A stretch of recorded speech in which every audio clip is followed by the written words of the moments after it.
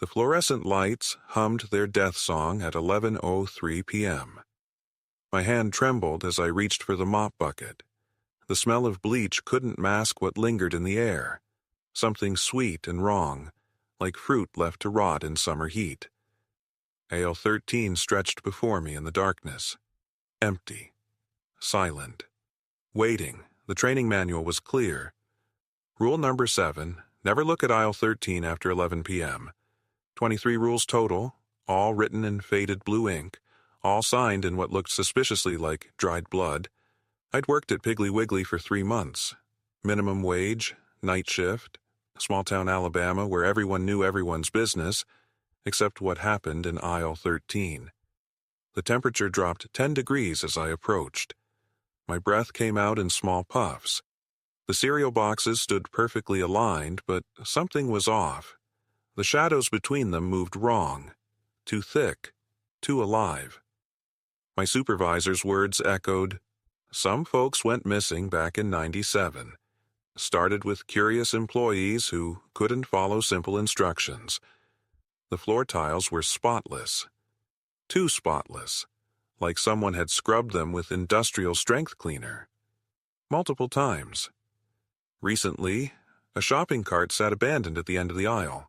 Inside, a single can of corn. The expiration date read February 14th, 1997. 26 years old.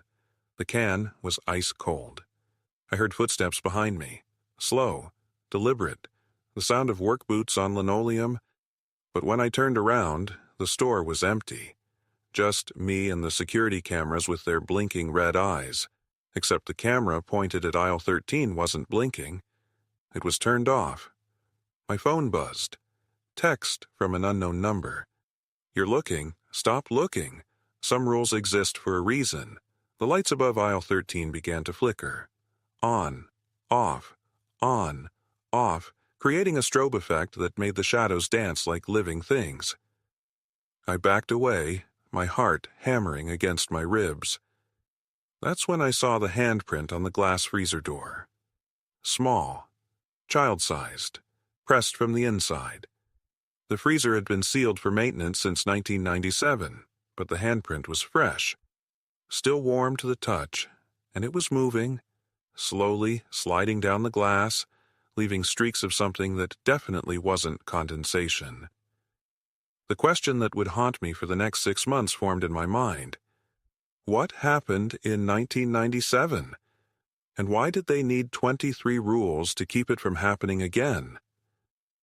In the heart of Alabama's rural counties, where cotton fields stretch beyond memory and the summer heat clings like guilt to your skin, grocery stores serve as more than places of commerce.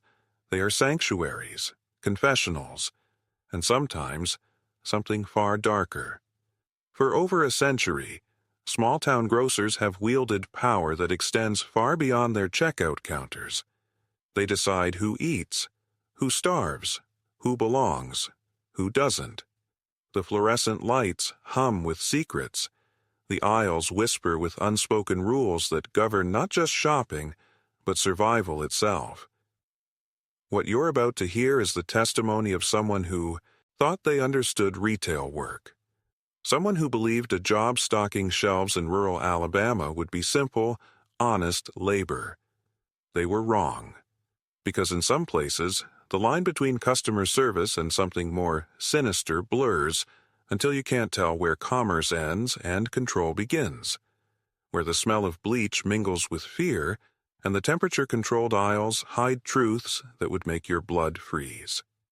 This is the story of Piggly Wiggly on Highway 231, a store where the rules aren't written in any employee handbook, where breaking protocol doesn't just cost you your job, it costs you everything. The locals know. They've always known.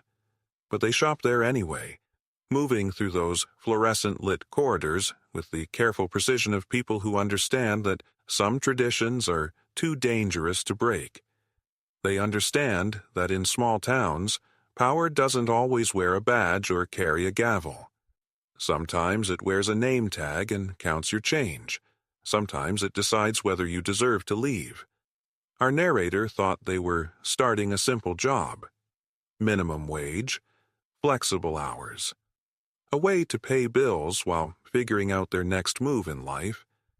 But on their first day, as the automatic doors slid shut behind them and the air conditioning hit their skin like a warning, they began to realize they hadn't just accepted employment. They had entered a covenant written in blood, sweat, and the kind of silence that only small towns know how to keep. The manager's smile was too wide, the training manual too thin, and the other employees moved with the practiced caution of people who had learned, through trial and terrible error, that some rules exist for reasons you pray you'll never understand. But the real horror hadn't even begun. My manager Sarah handed me the employee handbook on my first day. The cover looked normal enough, blue plastic binding, Piggly Wiggly employee guidelines printed in faded black ink. But when I opened it, my stomach dropped. Rule number 1, never count the customers after 11 p.m. Rule number 2, if you hear children laughing in aisle 7 after closing, do not investigate. Rule number 3, the milk in the back cooler expires every night at midnight. Replace it before then. I looked up at Sarah. Her face was stone serious. These rules aren't suggestions, she said, her voice barely above a whisper. They're survival. The fluorescent lights hummed overhead, casting everything in that sickly yellow glow grocery stores are famous for. The smell of industrial floor cleaner mixed with something else, something metallic. Rule number 15. If a customer asks for help finding their family, tell them aisle 12 is closed for cleaning. Rule number 23. Do not make eye contact with the butcher after 9 p.m. Rule number 31. If the automatic doors open by themselves, immediately announce over the intercom, "Clean up on aisle 4. My hands trembled as I flipped through page after page. 47 rules in total, each one stranger than the last. What happens if we break them? I asked. Sarah's eyes went dark. She pointed to a faded employee photo on the wall behind the customer service desk. See Marcus there? Third from the left? I nodded. A young guy with a friendly smile and Piggly Wiggly vest. He thought the rules were just some local folklore, some Alabama small-town nonsense. Her voice cracked. He decided to test them. The air conditioning kicked on with a mechanical wheeze. Cold air brushed against my neck like invisible fingers. He stayed late one Thursday night. Decided to count the customers after 11 p.m., just to prove nothing would happen. Sarah pulled out her phone. Showed me a news article from 3 months ago. Local grocery store employee found dead in freezer section. The photo showed police tape, ambulances, the same Piggly Wiggly where I now stood. They found him frozen solid. But here's the thing that made no sense to investigators. She leaned closer. Her breath smelled like stale coffee and fear. The freezer section was turned off that night. Had been broken for weeks. I stared at the handbook in my hands. The rules suddenly felt heavier, more real. So you follow every single rule, Sarah whispered, no matter how crazy they sound. She started walking toward the break room, then stopped. Oh, and one more thing about Marcus. She turned back to me, her face pale as milk. He's still on the schedule. My first night shift at Piggly Wiggly started at 11 p.m. The fluorescent lights hummed differently after dark. Lower, angrier. Mr. Henderson handed me a laminated card. Night rules, he said. Different from day rules. Rule 7. Never look directly at the security cameras after midnight. Rule 8. If you hear children laughing in aisle 6, walk away immediately. Rule 9. The freezer door in the back will open by itself. Close it. Don't look inside. I laughed nervously. Is this some kind of hazing thing? Henderson's weathered face didn't crack. Alabama's got history, son. Some stores, they're built on old ground. The smell of industrial cleaner couldn't mask something else, something sweet and rotting.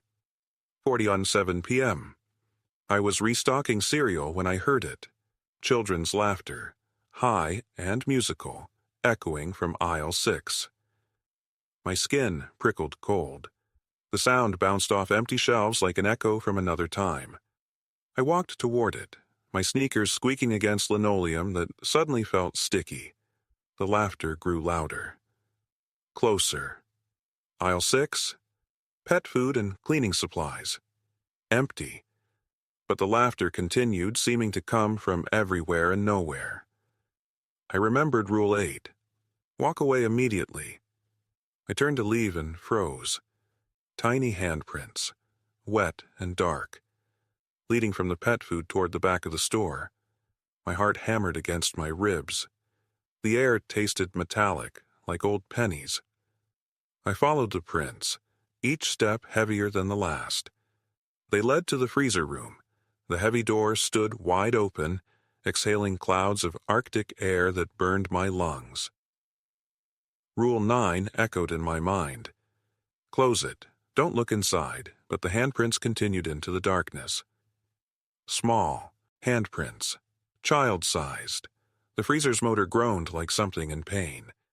Ice crystals formed on my breath as I stepped closer. Just close the door, I told myself. Follow the rules. But curiosity is a hungry thing. It feeds on fear and grows stronger. I reached for the door handle, my fingers already numb from cold.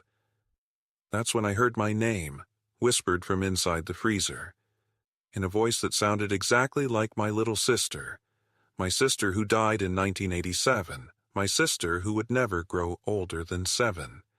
The voice called again, sweet and familiar. Come play with us. I stepped toward the darkness, my hand trembling on the doorframe. But then I remembered something Henderson had said during training. Some folks who break the night rules, they don't come back for their next shift. I slammed the freezer door shut. The laughter stopped instantly. The handprints were gone. But written in the condensation on the freezer door, in a child's shaky handwriting, were 2 words. Next time. I stood there shaking, finally understanding why the pay was so good, why the turnover rate was so high, why some rules exist to keep you alive. But the real test was still coming. The fluorescent lights hummed their eternal song as I restocked the cereal aisle at 3:47 a.m. That's when I heard it. Footsteps in aisle 7, the pet food section. I froze, a box of Cheerios trembling in my hands. The footsteps were deliberate, measured, like someone searching for something specific. My supervisor Jake had been crystal clear during orientation. You see someone in aisle 7 after 3:30, you don't investigate, you don't call out. You finish your section and pretend you heard nothing. But curiosity killed more than just cats in this place. I set down the cereal box, its cardboard edge cutting into my palm as I gripped it too tight. The air conditioning kicked in, sending a chill down my spine that had nothing to do with temperature. The footsteps stopped. Silence stretched like a held breath. Then came the sound that made my blood freeze, the distinctive creak of the old shopping cart with the broken wheel. Cart 47, the one we kept in the back storage room, the one that hadn't been used in 3 years, not since the incident. I crept toward the end of my aisle, staying low behind the shelves. The linoleum felt cold through my sneakers. My heart hammered against my ribs like a caged bird. Peering around the corner, I could see into aisle 7. A figure in a faded grocery uniform pushed cart number 47 down the pet food section. Their movements were wrong, too fluid, like they were floating rather than walking. The cart squeaked its familiar rhythm. Squeak, pause, squeak, pause, but the cart was empty, completely empty. So why was the figure loading invisible items into it? Their arms moved in perfect pantomime, lifting, placing, arranging nothing at all. I blinked hard, hoping my exhausted mind was playing tricks. When I opened my eyes, the figure had stopped. Their head turned slowly in my direction. Even from 50 feet away, I could see their face clearly under the harsh fluorescent glare. It was Tommy Morrison, the Night Stalker who'd disappeared 6 months ago, the one they found 3 days later in the walk-in freezer, the one we'd buried last spring. Tommy's hollow eyes locked onto mine, and his mouth opened in a smile that stretched too wide. Then Cart Junker 47 began rolling toward me. All by itself, Mr. Henderson's office smelled like stale coffee and something else, something metallic. I'd been working at Piggly Wiggly for 3 weeks when he called me in. The fluorescent lights buzzed overhead, casting shadows that seemed to move on their own. "Sarah," he said, not looking up from his paperwork. "You've been doing good work." His voice was different, tired, like he hadn't slept in days. "But there are things you need to understand about this place. Rules that go deeper than what's in the employee handbook." The air conditioning kicked on, sending a chill down my spine. Outside his office window, I could see the produce section. Mrs. Garrett was arranging apples, her movements mechanical, repetitive. "Rule number 1, Henderson continued, finally meeting my eyes. "Never work alone after midnight. Ever." His pupils were dilated. "Scared. Rule number 2. If you hear someone calling your name from the freezer, don't answer. Don't even acknowledge it." My mouth went dry. "Mr. Henderson, I don't understand." "Rule number 3. His voice dropped to a whisper. "If you see a customer in aisle 7 after closing, pretend you don't see them. Walk away. Lock yourself in this office if you have to." The temperature in the room seemed to drop 10 degrees. I could hear my own heartbeat. "There was a girl before you," he said, pulling out a faded photograph. "Rebecca Martinez, 19 years old. Beautiful smile." In the photo, a young woman in a Piggly Wiggly uniform beamed at the camera. Her name tag read Rebecca in cheerful red letters. She didn't follow the rules. Henderson's hands shook as he put the photo away. "Found her 3 days later in the walk-in cooler. Doors were locked from the inside. Security cameras showed her walking in alone. The buzzing of the lights grew louder, more insistent. But here's what the cameras didn't show." He leaned forward, his breath smelling like fear and desperation. "They didn't show her walking back out." My skin crawled. "What are you saying?" "I'm saying this store has a history, Sarah. A dark one. And if you want to keep working here, if you want to stay safe, you follow those rules without question." He stood up, smoothing his wrinkled shirt. "There are 21 more rules. I'll give you the rest tomorrow." As I reached for the door handle, Henderson's voice stopped me cold. "Oh, and Sarah? That customer in aisle 7 I mentioned?" I turned back, my hand frozen on the metal handle. "She's been shopping here for 37 years, even though she died in 1987. But what he said next made my blood turn to ice. Sabotevas. Fluorescent lights buzzed differently after midnight. Marcus had learned this during his first week at Piggly Wiggly on Highway 231. The sound changed from a steady hum to something that almost sounded like whispering. Rule number 7 was simple. Never work alone during the night shift. But corporate had cut hours again. Budget constraints, they said. So here Marcus stood alone in aisle 12, the pet food section stretching endlessly under those flickering lights. The store felt larger at night. Shadows pooled between the shelves like black water. The air conditioning created drafts that moved things. Price tags, plastic bags, sometimes entire displays. Marcus checked his phone. 2:17 a.m., 3 hours until dawn. 3 hours until the morning crew arrived and he could finally leave this place behind.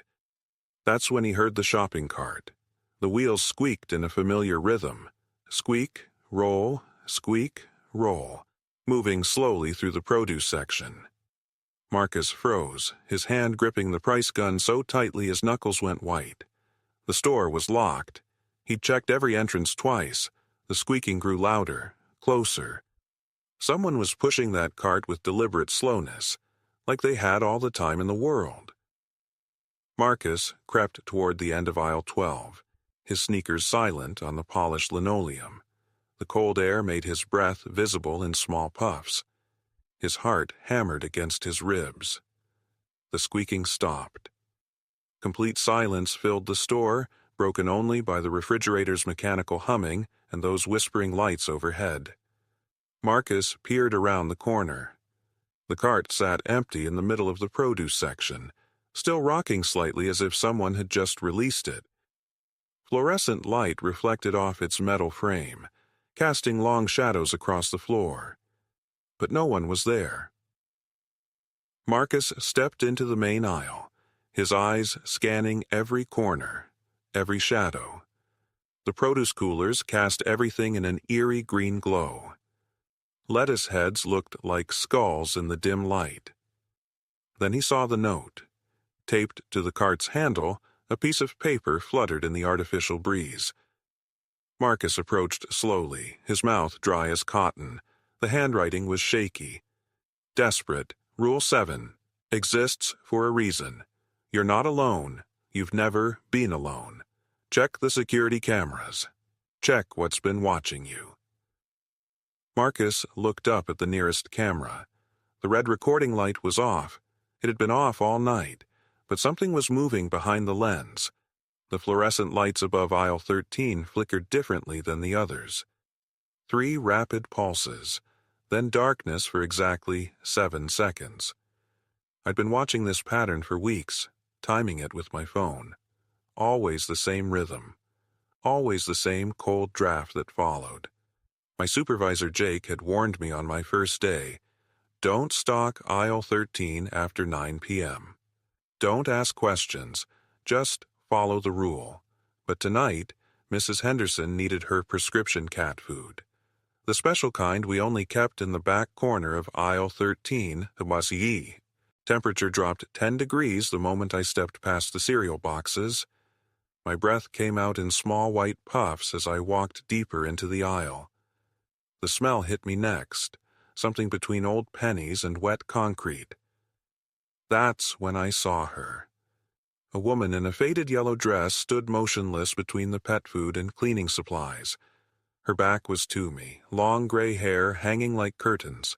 She wasn't moving, wasn't breathing. Ma'am? My voice cracked in the cold air. She turned, her face was wrong. Not disfigured or injured, just wrong. Like someone had tried to remember what a human face looked like and gotten the proportions slightly off. Her eyes were too far apart. Her mouth sat a half-inch too low. "Do you work here?" she asked. Her voice sounded like it was coming from underwater. I nodded, unable to speak. "I'm looking for something I lost." She tilted her head at an impossible angle. "It was taken from me in 1987. The year our store was built." The lights above us flickered again. 3 pulses, 7 seconds of darkness. When the lights returned, she was gone. But something else had appeared on the shelf where she'd been standing, a small glass jar filled with what looked like teeth. Human teeth. A handwritten label was taped to the front.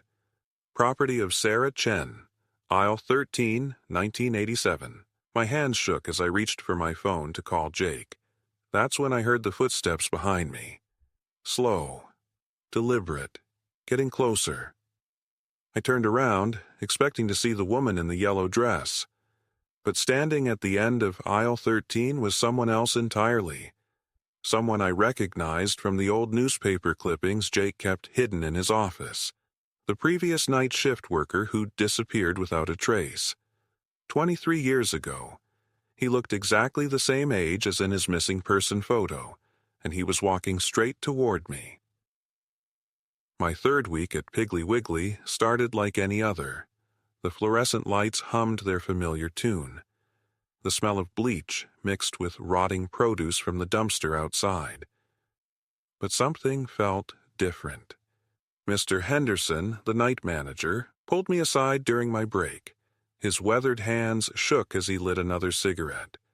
"You've been following the rules, haven't you?" I nodded. Of course I had. Don't work alone after midnight. Never go in the basement without permission. Always check the security cameras before leaving. Good. He took a long drag. Because tonight, you're going to learn why. The temperature seemed to drop 10 degrees. See, this store's been here since 1962, built right on top of the old Fairfield plantation. His voice cracked. Some places, they remember things. I wanted to laugh. But the way his eyes darted toward the basement door stopped me cold. "Rule number 4, he whispered, the one they don't write down. If you hear singing from aisle 7 after 2 a.m., you run." My skin crawled. Singing? Old spirituals. Work songs. He stubbed out a cigarette with trembling fingers. Same ones they sang in the fields. Same ones they sang when they died. The store felt smaller suddenly, the walls pressing in.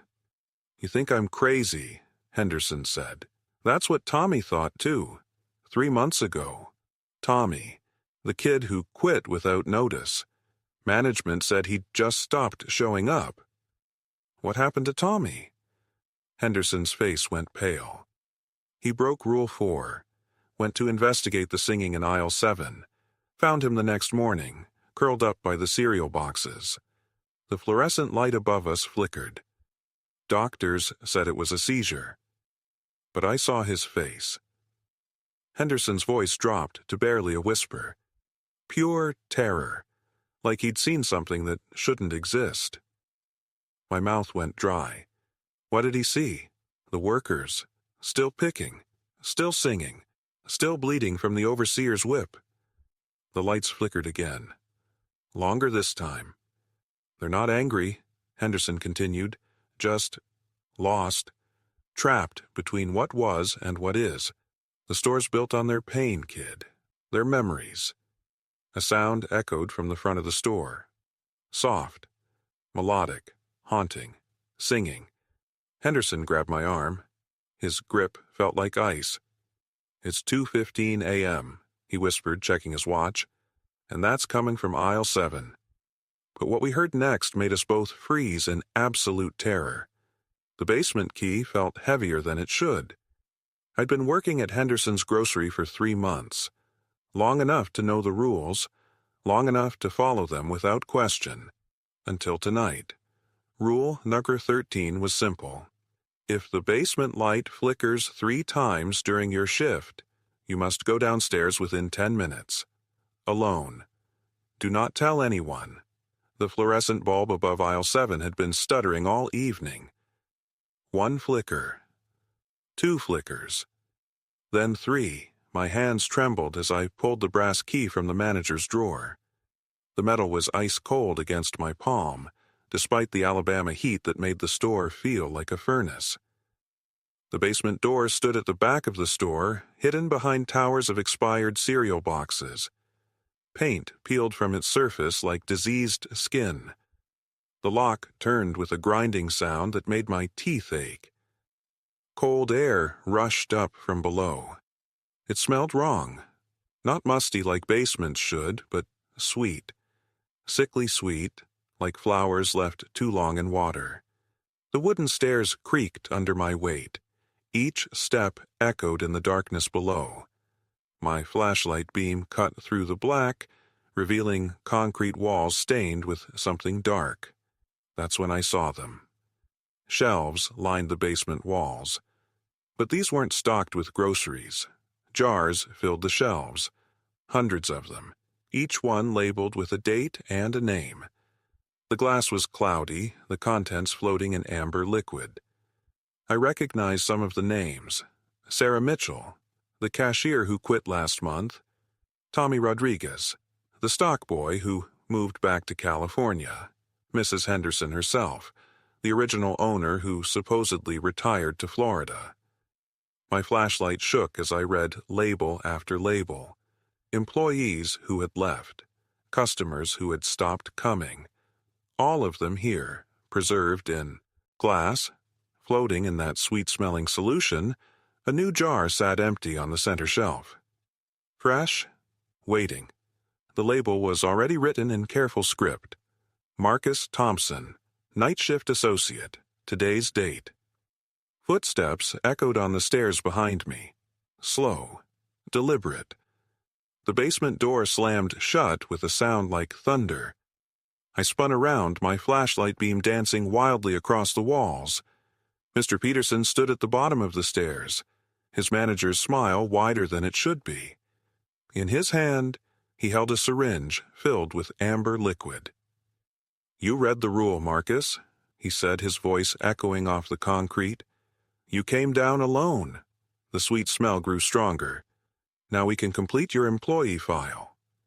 The fluorescent lights hummed their familiar tune as I restocked the cereal aisle. That's when I noticed her, aisle 7, same spot she'd been standing yesterday. And the day before that. Mrs. Henderson clutched a can of green beans, her weathered fingers trembling against the metal. Her cotton dress hung loose on her frame, faded floral patterns barely visible under the harsh store lighting. She hadn't moved in 3 days. Rule 14, Marcus had whispered during my first week. Some customers, they don't know how to leave. I thought he was joking. The smell of industrial floor cleaner couldn't mask the musty scent that followed her, like old newspapers left in a damp basement, like memories that refused to fade. Mrs. Henderson's lips moved silently, reading the same nutrition label over and over. Her cloudy eyes reflected the fluorescent glare, searching for something that wasn't printed on that can. I approached slowly, my sneakers squeaking against the linoleum. "Ma'am, can I help you find anything?" She turned toward me, but her gaze passed right through, like I was made of the same stale air that circulated through our vents. "My Harold used to love green beans," she whispered. "Grew them in our garden behind the house on Magnolia Street." The temperature seemed to drop 10 degrees. Harold Henderson had been dead for 15 years. I knew because his obituary still hung on our community board, yellowed and curling at the edges. "The house burned down last winter," she continued, her voice barely audible above the store's mechanical hum. "But I can still smell his garden. Can you smell it?" I couldn't smell anything except that musty scent growing stronger. That's when I noticed the others. Mr. Carver by the bread aisle holding the same loaf for hours. Mrs. Patterson near the milk cooler, her shopping cart empty, but her hands gripping the handle like a lifeline. They all had that same distant look, that same musty smell. Marcus appeared beside me, his face grave. "Don't try to make them leave," he warned. "They're not really shopping. They're remembering." The store's PA system crackled to life. "Attention shoppers, we'll be closing in 10 minutes. But Mrs. Henderson didn't move. None of them did. As the last regular customer left and I began turning off the lights, something cold brushed against my shoulder. I turned around. The aisles were empty, but the can of green beans sat perfectly centered on the shelf, still warm to the touch. That's when I heard Marcus's voice from the back office, strained and urgent. "They're not the only ones who can't leave." The fluorescent lights hummed overhead like dying insects. "I've been working at Henderson's grocery for 3 months now. 3 months of following rules that made no sense. Rule 7 still haunted me. Never count the customers after 9 p.m. But tonight, something was different. The air tasted metallic, sharp against my tongue. The smell of bleach couldn't mask what lingered underneath. Something sweet and rotten. Mrs. Henderson stood behind the meat counter, her fingers drumming against the glass. The rhythm never changed. Tap, tap, tap. You've been asking questions, Marcus. Her voice cut through the store's silence like a blade through skin. I felt my pulse quicken, sweat beading on my forehead despite the cold. Just trying to understand the rules, ma'am. She smiled. But smiles weren't supposed to have that many teeth. The rules exist for a reason. This store has been here since 1952. Same family, same traditions. The freezer units clicked on, their mechanical breathing filling the void. I watched condensation form on the glass doors, tiny droplets like tears. What happened to the last night shift worker? The question escaped before I could stop it. Mrs. Henderson's drumming stopped. Silence. Then she reached under the counter. Her hand emerged holding something wrapped in brown paper. The package was roughly the size of a human heart. Tommy asked too many questions. She unwrapped it slowly, deliberately. Inside was a name tag. Tommy, written in faded blue ink. The plastic was cracked, stained with something dark that had never quite washed clean. He worked here for 2 weeks. Good boy. Followed most of the rules. The temperature dropped. I could see my breath now, small puffs of vapor disappearing into the artificial light. But he broke Rule 12. My stomach clenched. I'd memorized 11 rules. There was no Rule 12 on my list. What's Rule 12? Mrs. Henderson's smile widened. Behind her, the meat grinder began turning on its own. The metal blades caught the light, spinning faster and faster. Rule 12 is simple, Marcus. Never ask about Rule 12.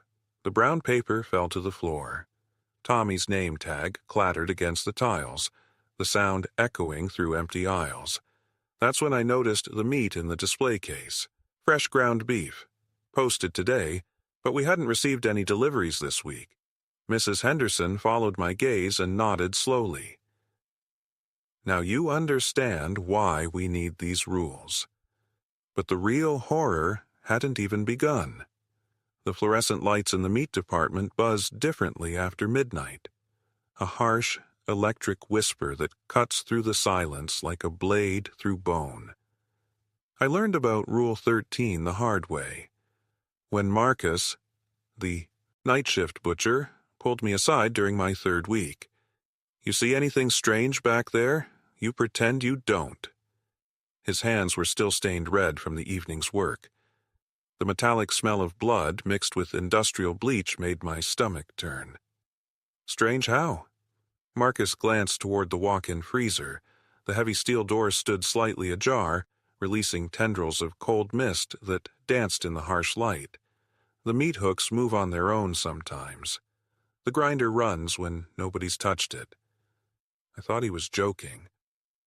Until I saw the security footage. Every night at 3:17 a.m. the meat department comes alive. Hooks sway in perfect rhythm. The industrial grinder churns empty air. The bandsaw's blade spins without human hands. But that's not the strangest part. The strangest part is what happens to employees who investigate too closely. Sarah from Delhi tried to film it on her phone. Found her the next morning, unconscious in the freezer. No memory of how she got there. David from Produce set up a hidden camera. The footage showed him walking into the meat department at 3:16 a.m. Walking in willingly, eyes wide open but completely blank. The camera never showed him leaving.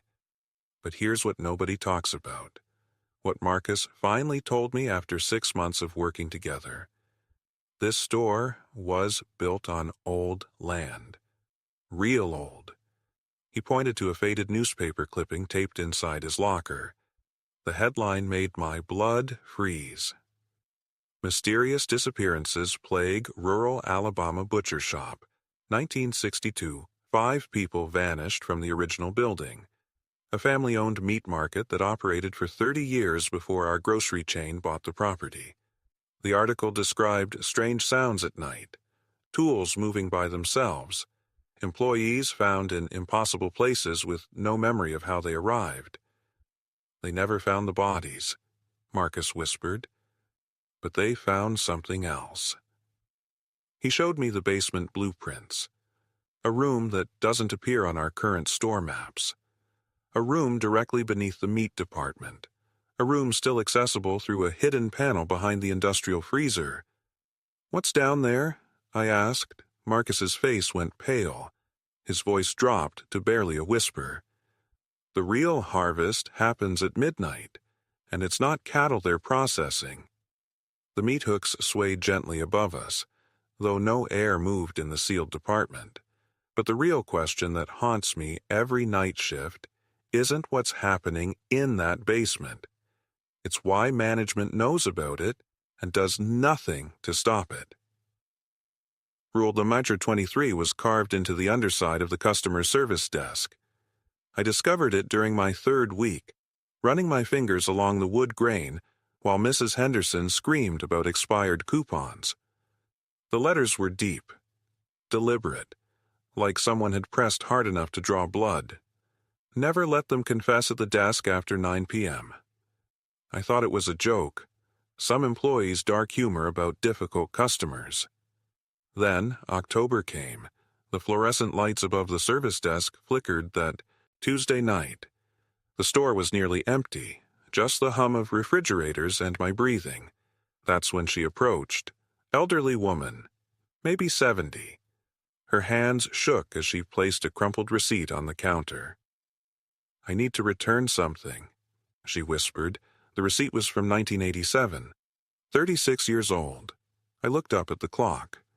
9:03 p.m. "Ma'am, this receipt is—" "I killed my husband," she said.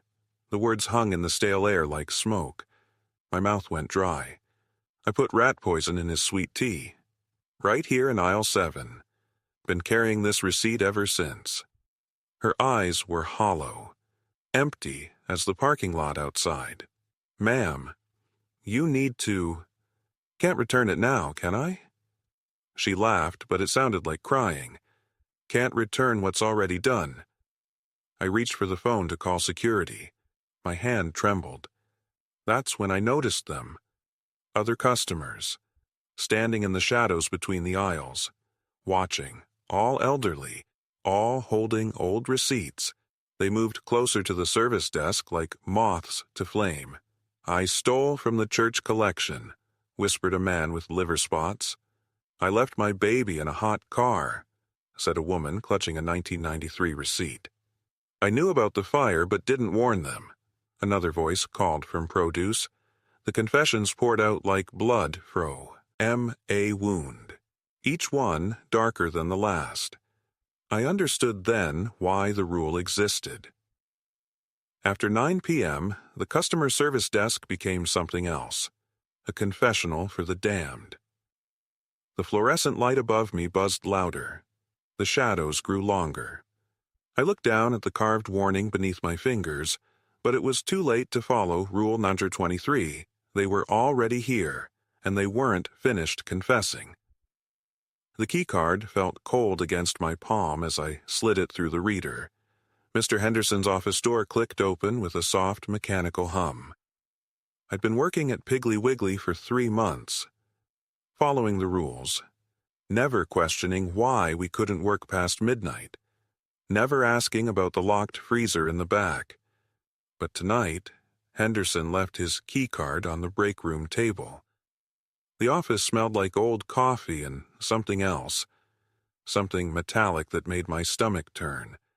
Fluorescent lights buzzed overhead, casting harsh shadows across filing cabinets that lined every wall.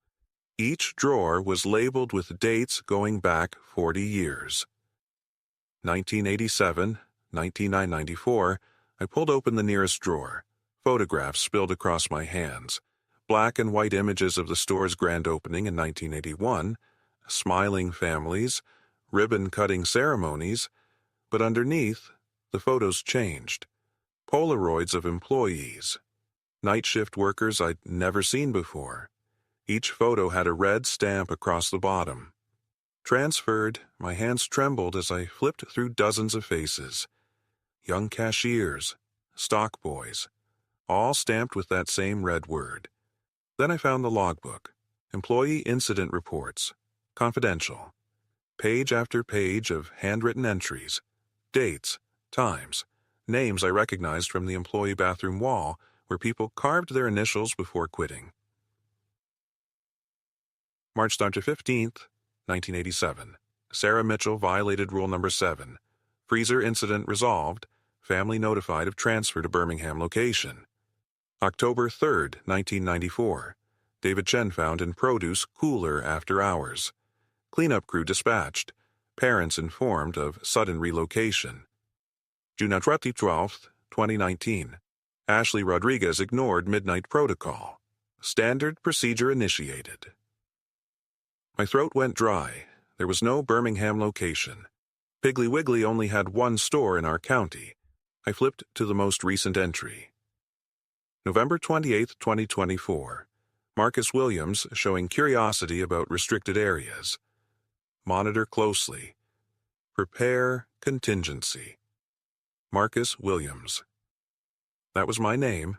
The fluorescent lights flickered once, twice, then died completely. In the darkness, I heard the soft mechanical hum of the office door closing behind me. Footsteps echoed in the hallway outside, slow, deliberate, getting closer. I fumbled for my phone's flashlight, illuminating one final page in the logbook. December 15th, 2024. Marcus Williams accessed restricted files. Immediate action required. Today's date. The footsteps stopped directly outside the door. A keycard beeped against the reader. But what I saw next would make me understand why nobody ever really quit this job. The fluorescent lights hummed. Different after midnight. Sarah pulled her time card at 11:47 p.m., the metallic click echoing through the empty break room. 3 months working at Piggly Wiggly, and she still felt her stomach twist before inventory shifts. The night manager, Dale, emerged from the back office. His keys jangled against his belt like wind chimes in a storm. "You remember the rules for tonight?" His voice carried that familiar edge. Sarah nodded, though her mouth felt dry. "Count everything twice. Never work alone in aisles 7 through 12. And if I hear the intercom crackle 3 times, you stop what you're doing and come find me." Dale's weathered face looked older under the harsh lighting. No exceptions. The store felt different when the customers left. Shadows stretched longer between the shelves. The automatic doors had been locked since closing, but sometimes they still sensed movement. Sarah grabbed her clipboard and scanner. The familiar weight should have been comforting, but tonight it felt heavier. "Start with produce," Dale instructed. "Work your way back. And Sarah," she turned. "If you see Mrs. Henderson in aisle 4, just keep walking. She's not supposed to be here." Sarah's blood chilled. Mrs. Henderson had been a regular customer for years. Sweet old lady, who always bought cat food and butterscotch candies. Mrs. Henderson had died last Tuesday. The produce section smelled of wilted lettuce and overripe bananas. Sarah's scanner beeped rhythmically as she counted. 47 heads of iceberg lettuce, 32 bags of carrots. The numbers felt important, like they meant something beyond inventory. Behind her, a shopping cart wheel squeaked. Sarah froze. The sound came from aisle 4. She turned slowly, her heart hammering against her ribs. Through the gaps in the produce display, she could see a figure moving between the cereal boxes. Gray hair, floral print dress, a familiar shuffling gait. The intercom crackled once. Sarah's hands trembled as she gripped her scanner tighter. The rules were clear. 3 crackles meant find Dale. But what about 1? The figure in aisle 4 stopped moving. Sarah could feel eyes watching her through the produce display. The temperature seemed to drop 10 degrees. Her breath came out in small puffs. The intercom crackled a second time. Sarah's feet felt rooted to the linoleum floor. Every instinct screamed at her to run, but the rules didn't cover this. 2 crackles.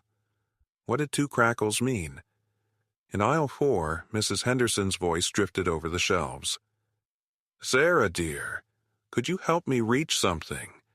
The intercom crackled a third time, but Sarah was already walking toward aisle 4. Mr. Henderson's office felt smaller tonight. The fluorescent light above his desk flickered like a dying heartbeat. Papers scattered across his mahogany surface, employee schedules, inventory reports, and something else, a leather-bound journal, its pages yellowed with age. "You want to know about the rules?" Henderson's voice cracked as he spoke. His hands trembled as he opened the journal to a page marked with dried blood. This store, it wasn't always a grocery store. The smell of old paper mixed with something metallic. Something wrong. Henderson's finger traced entries written in different handwriting. Different decades. Different managers who'd sat in this same chair, under this same flickering light. 62. First rule established after the incident in aisle 7. No employee works alone after midnight. His voice grew quieter. 78. Rule number 4 added. Never stock the meat department on the anniversary. The smell. It brings them back. The temperature in the office dropped 10 degrees, 95. Rule 12. If you hear children laughing in the frozen section, don't investigate. Just leave. Lock the doors behind you. Henderson looked up, his eyes hollow with 20 years of secrets. Every manager inherits this journal. Every manager adds their own rules, their own experiences. He flipped to a recent entry, the ink still fresh, 2023. Rule number 37. If the security cameras show customers in aisles that don't exist, evacuate immediately. Call the number written inside the walk-in cooler. The fluorescent light stopped flickering. Complete darkness. In the silence, Henderson's breathing became labored. Desperate. The original owner, he built this place on Cherokee burial ground. Thought nobody would care about some old Indian graves. But the dead, they don't forget. A sound echoed through the store. Children's laughter from the frozen section. Henderson's chair creaked as he stood. His hands shook as he reached for something hidden in his desk drawer. A revolver. "The rules aren't just guidelines," he whispered. "They're the only thing keeping us alive." The laughter grew louder, closer. But sometimes, the rules aren't enough. Henderson walked toward his office door, gun in hand. And tonight feels like one of those nights. But when he opened the door, the hallway stretched impossibly long, and at the far end, silhouettes of children stood perfectly still. Waiting, the clock above the deli counter struck 3:17 a.m. Marcus felt his stomach twist as the fluorescent lights began to flicker in sequence. First aisle 1, then 2, then 3. The feeding hour had arrived.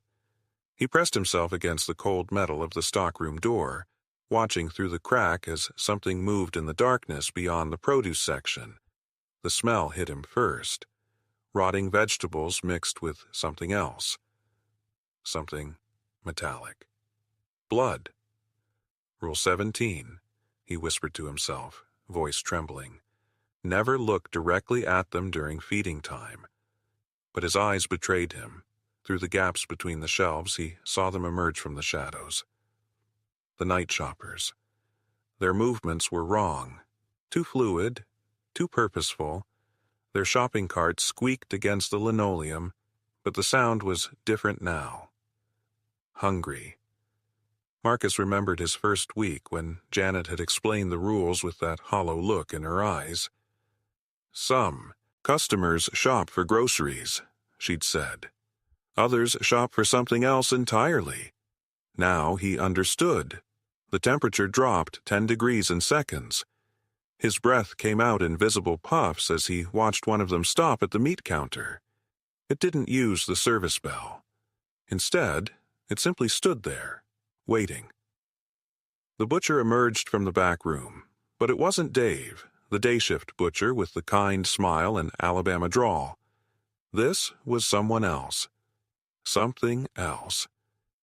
Its white apron was already stained dark red, and its eyes reflected the fluorescent light like an animal's. "Fresh cut?" it asked the night shopper. The customer nodded. Marcus watched in horror as the butcher reached beneath the counter and pulled out a package wrapped in brown paper. The label was handwritten in red ink, but from this distance he couldn't make out the words. He didn't want to. The night shopper placed the package in its cart with reverent care, then glided toward the checkout lanes. But these weren't the self-service scanners Marcus knew. These were different machines entirely. Older, with symbols instead of numbers on the display. The scanner beeped once, then the lights went out completely. In the absolute darkness, Marcus heard the sound of tearing paper, wet, hungry sounds that made his skin crawl. The metallic smell grew stronger, mixing with something sweet and cloying. When the emergency lighting kicked in 30 seconds later, the store was empty again, except for the red footprints leading to the loading dock and the fresh addition to the employee bulletin board, a new name on the missing persons list. Marcus's name, but he was still alive, still watching, which meant someone else had taken his place on that list. The real horror hadn't even begun. The fluorescent lights buzzed like dying wasps as Marcus clocked in at 4:47 a.m., 3 weeks since the incident in aisle 7, 3 weeks since he'd watched Sarah disappear behind that door, marked authorized personnel only. The store felt different now. Colder. Marcus pulled his jacket tighter as he walked past the empty checkout lanes. The smell of industrial cleaner couldn't mask something else, something metallic that seemed to seep from the walls themselves. Rule number 12 echoed in his mind. Never question what happens after closing time, but Sarah had questioned. And now her locker stood empty, her name tag gone from the employee board. The security cameras tracked his movement with mechanical precision. Marcus had counted them once. 47 cameras for a store that barely employed 20 people. The math didn't add up. Nothing about this place added up. His radio crackled to life. "Marcus, report to the meat department. Immediately." The voice belonged to Mr. Henderson, the night manager whose smile never reached his eyes. Henderson had been here since the store opened in 1987. 36 years of following rules that made no sense. Marcus's footsteps echoed against the polished linoleum as he made his way past produce. The apples gleamed under the harsh lighting, arranged in perfect pyramids that no customer had disturbed. Because there were no customers at this hour. There were never customers between midnight and 6 a.m. So why did the store stay open? The meat department's refrigerated air hit him like a slap. Henderson stood beside the walk-in freezer, clipboard in hand, that same unsettling smile plastered across his face. "We need you to help with inventory," Henderson said, gesturing toward the freezer door. Marcus hesitated.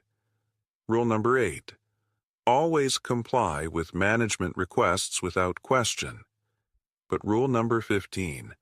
Never enter the walk-in freezer alone after midnight. The rules contradicted each other. They always did. "Is someone else coming to help?"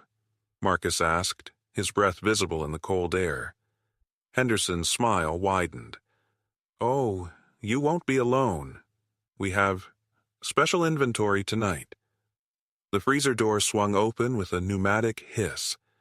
Inside, hanging from steel hooks, were packages wrapped in white butcher paper. But these packages were the wrong shape. Too long. Too familiar. Marcus's stomach dropped as he recognized the handwriting on one of the labels. S. Mitchell, employee number 247, expired 10/31, Sarah's employee number. Henderson placed a hand on Marcus's shoulder, fingers cold as the meat around them. "Welcome to inventory, Marcus. Time to learn what happens when employees break the rules. The freezer door began to close behind them. The employee handbook had 23 rules. I'd memorized them all by now. The fluorescent lights hummed their familiar tune as I flipped to the last page, my fingers trembling against the yellowed paper. Rule 23 sat alone at the bottom. When the store closes for the final time, you must stay behind. The words blurred as I read them again. Outside, thunder rolled across the Alabama sky like distant artillery. Rain hammered the parking lot where my car sat, the only vehicle left. Mr. Henderson had been clear during my interview 6 months ago. Some employees think they understand this place, he'd said, his eyes reflecting the security camera's red light. But understanding and surviving are different things. Now I knew what he meant. The intercom crackled to life. Attention remaining staff. Store closing procedures will begin in 5 minutes. Remaining staff. Just me.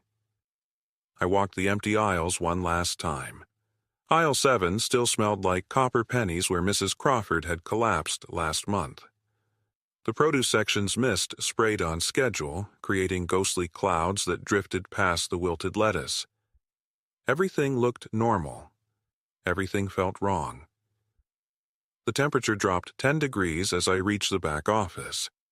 My breath came out in small puffs, fogging the air like cigarette smoke. The employee time clock ticked loudly, each second a countdown I couldn't stop. Mr. Henderson's desk drawer was open. Inside lay a single key and a note written in his careful handwriting. The basement door has been waiting for you. What you'll find down there explains everything. Why the rules exist. Why employees disappear. Why this store never truly closes. The key felt ice cold against my palm. Behind me, the automatic doors sealed shut with a pneumatic hiss. The deadbolts engaged with metallic clicks that echoed through the empty store like gunshots. I was locked in. The basement door stood at the end of the hallway, painted the same sickly green as hospital walls. I'd passed it hundreds of times, never questioning why it was always locked, never wondering what lay beneath Alabama's most ordinary grocery store. The key slid into the lock with a soft click. Cold air rushed up from below, carrying the smell of earth and something else. Something organic. Something that had been waiting in the dark for a very long time. I turned the handle. The door opened onto absolute darkness. But I wasn't alone down there. The basement door creaked open beneath my trembling fingers. 23 days of following their twisted rules had led to this moment. The smell hit me first. Copper and decay, mixed with something sweet and rotten. My flashlight beam cut through the darkness, revealing concrete walls stained with dark streaks. Rule 24, I whispered, reading the final note they'd left on my locker. The one who knows too much must choose. Footsteps echoed above me. The night shift was ending. Soon, the morning crew would arrive and I'd have to pretend everything was normal. That I hadn't discovered what Piggly Wiggly really was. The freezer units down here weren't for food. My breath formed clouds in the frigid air as I approached the first metal door. Through the small window, I saw them. Dozens of missing persons photos lined the walls of my mind. Faces I'd seen on milk cartons, Amber Alerts, desperate Facebook posts. They were all here, preserved, cataloged, sorted by some sick system I couldn't comprehend. You found us. I spun around. Sarah from the deli counter stood at the bottom of the stairs, her usual smile replaced by something cold and calculating. The rules weren't random, Marcus. They were tests.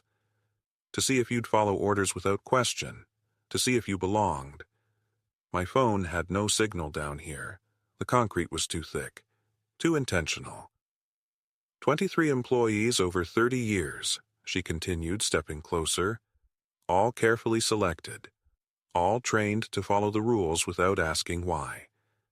The fluorescent lights flickered overhead, casting dancing shadows across her face. But you had to be curious. You had to dig deeper. I backed against the freezer door, feeling the cold metal through my uniform shirt.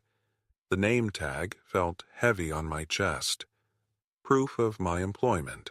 Proof of my complicity. The final rule is simple, Marcus. You can join us, or you can join them. She gestured toward the freezers behind me. Your choice, but choose quickly. The morning shift starts in 20 minutes, and they'll expect their usual delivery. The basement suddenly felt smaller. The walls seemed to press inward, and I realized the truth that had been staring me in the face for weeks. This wasn't just a grocery store, it was a front, a processing center, a place where people disappeared and became something else entirely. Sarah's hand moved to something behind her back, but what she pulled out next would change everything I thought I knew about survival. The fluorescent lights hummed their death song at 11:47 p.m. I stood in aisle 7, clutching the list of rules that had kept me alive for 3 months. The paper trembled in my hands like autumn leaves. Rule verse 47. Never count the customers after midnight. But I had to know. The store felt different tonight. Colder. The air conditioning hadn't run in hours, yet my breath came out in visible puffs. The linoleum beneath my feet was slick with condensation that shouldn't exist. I heard the automatic doors slide open. Footsteps. Slow. Deliberate. The sound of bare feet on wet tile. My manager's voice echoed from the break room radio. Remember, Marcus, some rules exist because breaking them changes you forever. I pressed my back against the cereal boxes. Lucky Charms and Frosted Flakes became my shield against whatever was shopping at this ungodly hour. The footsteps stopped. Then came the humming, a lullaby I recognized from childhood, twisted into something that made my teeth ache. The melody drifted through the store like smoke, curling around corners and seeping into my bones. I counted anyway. 1 customer in produce. Their cart squeaked with each movement, a rusty metronome marking time. 2 customers in dairy. They moved in perfect synchronization, reaching for milk cartons with identical gestures. 3 customers in frozen foods. But their breath wasn't visible like mine. 4 customers in. The lights went out. Emergency lighting kicked in, bathing everything in hellish red. The humming stopped. The footsteps stopped. Even the refrigerators fell silent. In that crimson darkness, I understood why Rule Chapter 47 existed. The customers weren't shopping. They were waiting for someone stupid enough to count them. Someone who would complete their circle. Someone who would become the 5th. I felt their eyes on me now. 4 sets of ancient hunger, patient as the Alabama soil that had birthed this cursed place. My radio crackled. Marcus, can you hear me? Whatever you do, don't. Static swallowed the warning. The footsteps resumed. Closer now. All 4 sets moving toward aisle 7 with the inevitability of a funeral march. I clutched the rules tighter, but the paper was dissolving in my sweaty palms. The ink ran like tears, washing away the very words that had protected me. Rule Dr. 47 was disappearing, and with it, my last hope of seeing sunrise. The humming started again, and this time, I recognized the voice. It was mine. The fluorescent lights above aisle 7 flickered one final time, then died.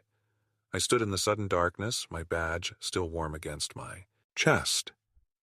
The weight of 23 chapters, 23 nights of following rules that defied logic. The smell of bleach and old meat had become my perfume. The cold linoleum beneath my feet, my altar. But tonight was different. Tonight, I broke rule number 1. I looked directly at the customer in aisle 7 after midnight. The one who never cast a shadow. the one whose cart squeaked a melody that sounded like screaming. Her face, God, her face was exactly what I expected. Empty sockets where eyes should be. Skin like wet paper. A smile that stretched too wide, revealing teeth that weren't teeth at all. But something else was there. Something I hadn't anticipated. Relief. She nodded once. Slowly. As if she'd been waiting decades for someone to finally see her. The curse that bound this place, that turned minimum wage workers into silent witnesses to horror, began to crack. I felt it in my bones, the way ice breaks in spring. The other employees emerged from their hiding spots. Marcus from behind the deli counter, his hands shaking. Sarah from the pharmacy, tears streaming down her face. We had all seen her. We had all pretended not to. For how long? Years. Decades. The woman in aisle 7 began to fade, not disappearing, dissolving, like sugar in rain. As she vanished, the fluorescent lights hummed back to life. The perpetual cold that plagued this store lifted. The smell of decay was replaced by something impossible. Fresh air. I walked to the employee break room and found them. Dozens of name tags. Employees from the 1980s, 1990s, 2000s, all who had worked here, all who had followed the rules, all who had never spoken of what they saw. Their silence had fed something hungry, something that demanded witnesses but forbade testimony. The grocery store in Alabama wasn't just a workplace, it was a machine designed to harvest human complicity. But here's what haunts me most as I write this final entry. Every day, millions of people clock into jobs where they see things they're told to ignore, where they follow rules that make no moral sense, where silence is rewarded and speaking truth is punished. How many of us are still trapped in aisles we're afraid to illuminate? Some horrors end when the lights come on. Others begin when we realize we've been the ones keeping them off. Subscribe if you're ready to see what's really stocking the shelves of your world. The fluorescent lights hum their final song as I clock out for the last time. My replacement stands beside me, clipboard trembling in her hands. Sarah, 19, still believes in normal. So these are the rules, she whispers, scanning the blood-stained pages. I nod, watching her eyes widen at Rule Starter 47. When the meat counter bleeds upward, close your eyes and count to 13. But why? Don't ask why. I cut her off. Just follow them. Every single one. The store breathes around us, shelves creaking like old bones. The smell of spoiled milk mingles with something metallic. Something wrong. Sarah's finger traces Rule, the Ruggieri 73, if a customer asks for help finding their family, direct them to aisle 13. Do not look back. How long have you worked here? She asks. I almost laugh. Time moves differently here. Long enough to know the rules aren't suggestions. The automatic doors slide open with a pneumatic sigh. No one enters. No one ever enters after midnight. What happens if I break one? Sarah's voice cracks. I pull up my sleeve, revealing the parallel scars running down my forearm. Rule Chartier 23. I looked in the security monitor during the 3rd shift. Her face goes pale as moonlight. The thing is, I continue, these rules weren't written by management. They were written by people like us. People who learned the hard way. Sarah clutches the clipboard tighter. Who wrote the first rule? I point to the faded nameplate by the door. Employee of the Month, March 1987, Jennifer Hayes. She's still here, I whisper. Aisle 7, behind the cereal. Sometimes she waves. The lights flicker once, twice. A signal. Your shift starts in 3 minutes, I tell Sarah. Remember, the customers aren't always customers. The products aren't always products. And the rules... I pause at the door, hand on the cold metal handle. The rules are the only thing keeping this place from becoming what it really wants to be. Sarah opens her mouth to ask another question, but I'm already gone, walking into the Alabama night where the air tastes like freedom and forgotten screams. Behind me, the store settles into its nocturnal rhythm. Sarah will learn, just like I did, just like Jennifer did in 1987. The rules multiply with each shift, each mistake, each person who thought they could outsmart a place that feeds on breaking spirits. Every grocery store has its secrets. Every night shift has its price. But how many rules will it take before there's nothing human left to save? Some doors should never be opened. Some jobs should never be taken.